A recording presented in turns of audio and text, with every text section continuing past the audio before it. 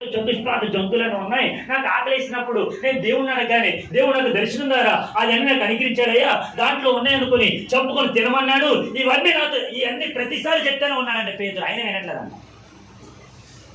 అయినా చెప్పండి, అయినా ప్రభు మిమ్మల్ని ప్రేరేపించి ప్రార్థనలు ఎదగండి, దేవుళ్ళు ఉండడానికి ఎన్నిసార్లు ప్రేరేపించి మీరు ఎడకపోతే ఏమని చేస్తారా? ఆమె గట్టిగా హల్లెలూయా.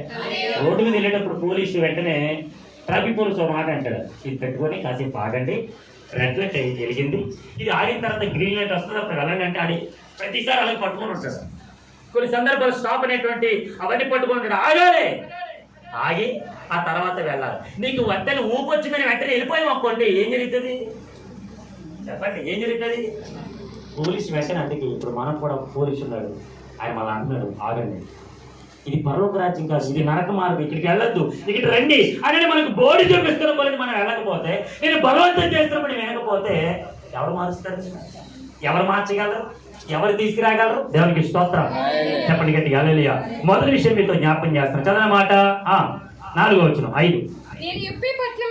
చూడండి, నేను యొప్పే పట్టణంలో ప్రార్థన చేయుచుండగా పరవశుడనైతిని. దేవునికి స్తోత్రం. రెండు చేతుల పైకి దగ్గరగా హల్లెలూయా. ఇప్పుడు పేతురు చెప్పినట్టు మొట్టమొదటి మాట, నేను ప్రార్థన చేయుచుండగా ప్రార్థనలో పరవశుడనైతిని. దేవునికి స్తోత్రం. గట్టిగా హల్లెలూయా, హల్లెలూయా. ఏం చేయాలంట? అందరు గట్టిగా చెప్పండి, ఏం చేయాలంట? గట్టిగా చెప్పండి, ఏం చేయాలి? ఏం చేయాలి? ప్రార్థన చేయాలి. ప్రార్థనలో ప్రభునికి పరవశాన్ని ఇస్తాడు. హల్లెలూయా. గట్టిగా హల్లెలూయా చెప్పండి, హల్లెలూయా. ఇప్పుడు యొప్పేలో ఆ పట్టణములో ఈ పేతురు ప్రార్థన చేస్తాడు. దేనికోసం? ఆకలేస్తుంది ప్రభా, నాకు ఆకలేస్తుంది, ఆహారం పెట్టవా? ఆమె గట్టిగా హల్లెలూయా. ఇప్పుడు ఈ పేతురు దేనికోసం అయితే పెరుగులాడుతూ ఉన్నాడు. ఆ ప్రార్థనలో ఇప్పుడు పేతురు పొందుకున్న మాట, నేను పరవశుడనైతిని. ఆమె గట్టిగా హల్లెలూయా. మనం ఎప్పుడైనా ప్రార్థన చేస్తున్నప్పుడు పరవశులయ్యామా? కొన్ని సందర్భాలు చూడండి, ప్రార్థన చేసినప్పుడు అనుకోకుండా వెంటనే ఏడుపు వచ్చేస్తూ ఉంటుంది. ఓ ఎక్కి గొక్క పెట్టి ఏడుస్తూ ఉంటాం ప్రార్థనలు. ఎప్పుడైనా అటువంటి అనుభవం ఉందా? ఎందుకు?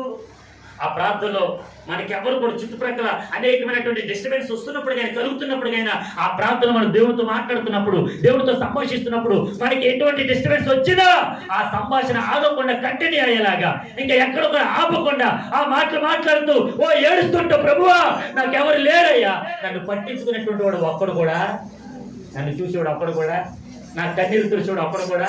దేవునికి స్తోత్రం. చెప్పండి గట్టిగా హల్లెలూయా, గట్టిగా హల్లెలూయా. రెండు కాలంలో మనందరం కలిసి ప్రార్థన చేసాం. ఆమె దేశం కోసం ప్రార్థన చేసాం. ఆమె చాలా మంది రాలేకపోయారు. మరి ఎందుకు రావట్లేదు, మరి ఏమవుతుందో నాకేం అర్థం కాదు. ఫంక్షన్లకి, పబ్బాలకి, పండగలకి అటు ఇటు వెళ్ళడానికి టైం ఉంటుంది. ఒక 2 గంటలు దేవుళ్ళు గడపడానికి టైం ఉన్నట్ల, 1 గంట దేవుళ్ళు కలిసి అందరు కలిసి ప్రార్థన చేయడానికి సమయం ఉన్నట్ల.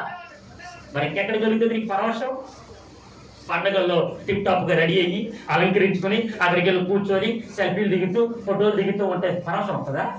చెప్పండి, పరవశం వస్తే ఆనందం వస్తుందా? దేవుల్లో రాదు ఆనందం, క్రీస్తులో రాదు ఆనందం, ఆయన సన్నిధానంలో రాదు ఆనందం.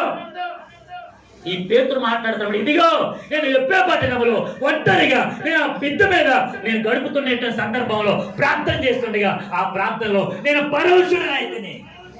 గట్టిగా హల్లెలూయా, గట్టిగా హల్లెలూయా. మొట్టమొదటి మీద జ్ఞాపకం చేస్తున్నాం, మనము ఎవరికైనా సాక్ష్యం ఇవ్వడానికి ముందుగా ప్రార్థన పూర్వకంగా సిద్ధపడి పరవశులు అయిన తర్వాత సాక్ష్యం ఇవ్వాలి. ఆమేన్. గట్టిగా హల్లెలూయా. యాకోబు ఒంటరిగా ప్రార్థన చేస్తూ ఉన్నాడు. అంత కలిగి ఉన్నటువంటి యాకోబే, అన్ని ఆశీర్వాదాలు పొందుకున్న యాకోబే, అంతగా దీవించబడిన యాకోబే ఒంటరిగా మిగిలిపోయి ఆ యబ్బోకు రేవు దగ్గర ఆయన పాదాలు పట్టుకొని బ్రతిమలాడుతూ ఉన్నాడు. నువ్వు నన్ను ఆశీర్వదించితేనే కానీ నేను ఇక్కడి నుంచి వెళ్ళను, నేను విడిచిపెట్టాను. దేవునికి స్తోత్రం. చెప్పండి గట్టిగా హల్లెలూయా. ఆ ప్రాంతంలో అతని పరవశాన్ని చూసినటువంటి దేవుడు, ఆ దూత అతనికి వరం ఇవ్వకుండా అక్కడి నుంచి వెళ్ళలేకపోయింది. దేవునికి స్తోత్రం. గట్టిగా హల్లెలూయా. వాళ్ళ బాబు నీ పేరు ఇంకా యాకోబు కాదురా నాయన, నీ పేరు ఇశ్రాయేలుగా మారుతున్నాను, నువ్వు దేవునితోను మనుషులతోను పోరాడి గెలిచినవాడు ఉన్నావురా. అసలు ఆ ప్రార్థన ఏంటిరా బాబు? అవే గట్టిగా హల్లెలూయా. చెప్పండి హల్లెలూయా. మనం ఒంటరిగా ఉన్నప్పుడు ప్రార్థన చేయాలనుకుంటే ఓకే, నిలబడతాం, మోకాలు చేస్తాం, ప్రార్థన చేస్తుంటాం. వెంటనే మనకి డిస్టర్బెన్స్ వచ్చేసి వెంటనే 1 నిమిషంలో ప్రార్థన చేయగలి ఇంచుమించు ఒక అరగంట చేసేమో అనుకుంటాం. అరగంట చేసాను 1 నిమిషానికి. మీకు ఎప్పుడైనటువంటి అనుభవం ఏమైనా వచ్చిందా? నాకు వచ్చిందండి.